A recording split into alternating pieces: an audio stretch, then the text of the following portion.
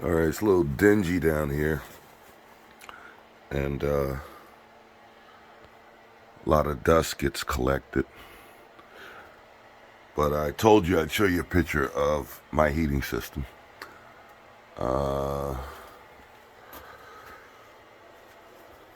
This is the same one that you've been seeing in the videos. It's not the identical same model. I believe it's a generation before. I'm not going to open it and get them out, but you just get the gist of the idea. It is an updraft, and it is laying down. There's the return. A lot of what I put together is with silicone, where I sealed up the return. You can see the silicone there. This is the humidifier, and you can see there the copper feed. And the typical saying that the shoemaker's kids don't wear shoes. Some things that you'll see on here are just look Mickey Mouse, but they're functional, like these little wires. I made little feet to try and keep the vinyl hose off of the case, which gets, warm. Doesn't get super hot during the winter time. Here's my import. This is the coil. That's a 3-ton coil. Here's the other side of my import. And M, as you know, stands for manometer, sometimes jokingly called manometer. Yeah, it's the same model. I'm not going to open it. Mine might be a 5-tuber. The one that you've been seeing on the video is a 6-tube. And you'll know what that is. There's your trap and your condensate pump. In this dwelling, the sewer is about 4 feet off the ground, the same as the videos you've been seeing go together. And there's the line set coming in. It goes up. There's the power for the condensate pump. And here's where the humidifier ties from the return to the feed. And this is my outbox. Now, it's huge, longer than the coil.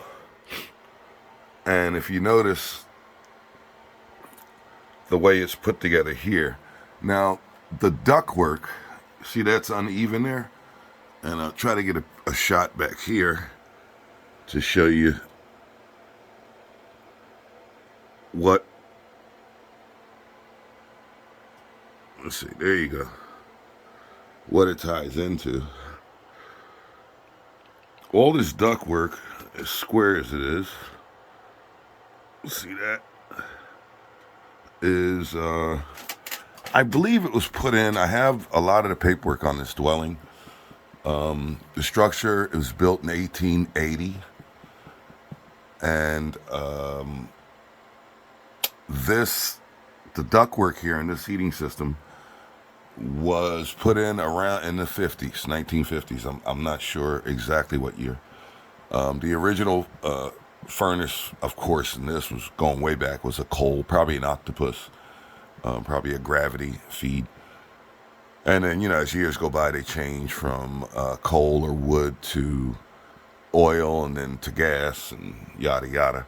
So the last heating system that was in this dwelling was about 30 years old, maybe 32. It was a hot air furnace. It was an old Comfort Air. It was a great furnace. It ran fantastic for right up to the very end, and it was just time. So it had been one of the projects on my list to replace it. And as you can see here, that's B vent. The B vent goes up, and I'm venting to the outside. And it doesn't say where, but you can see where it says that it's 26 gauge. And that goes across. That's not important. The important thing I wanted to get across to you is this is the install. And I didn't even wipe the dust off this thing. You know, this is realistic. This is not a video for pretty and make things look nice and whatever. It's a realistic video to show you the one of an option of a way to treat a furnace as compared to the nightmare that we've been showing you at the job site, at one of the job sites actually. So there you go. I'm trying to show you some other points. Another point, if you notice here, you'll see rivets. All right, and you see them going. You actually see a pattern to this rivet. Well, what that is I left this box the way it is. This box was prefabbed. I purchased the box at a metal supply that's local. If I miss my guess, and I probably won't, that box alone was around $300 something at least. That show you how expensive metal is. And literally, it is a stupid box. The dimensions were close to the coil, and that's what I went by. But anyway, those rivets are a big baffle. So I put a baffle in there so when the air comes out, it gets scoop forced into here. And every one of my turns, I don't know if you can't see it, trying to find another spot where it is. I'm not sure why we're not seeing it here, but there's another baffle in here. And wherever I did a turn, there's a baffle. I could probably show you on the return where it's at. And here's one of my access ports that I was doing something and I riveted closed. Never sealed it. So now it's actually finding a leak right there. But you see silicone. I siliconed the heck out of this thing. The import, as you notice, there's one before the coil and one after the coil. For all you HVAC experts out there, you know why I did that. And yes, I do have a manometer or a manometer. So the only weird thing that has happened to me since I put this system in, and it was my fault, is see this drain right here for the humidifier. Well, like a dope, I stuck this vinyl tube on, which is already hard. That's why I don't like vinyl tubing. This will be changed this summer. I stuck that tube on, and like a dope, I didn't put that clamp that's on there now. See that clamp right there? Right there. And I get a call one day that the heating system failed here. And what happened was, of course, the hose fell off and the humidifier leaked all over the case. And the water went down.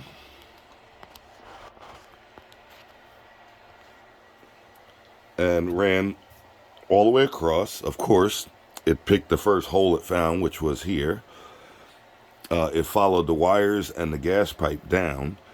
And just like the unit at the job site, the gas valve on this unit is the same as that. It's right here. You can almost, well, actually, it's about here, down here somewhere.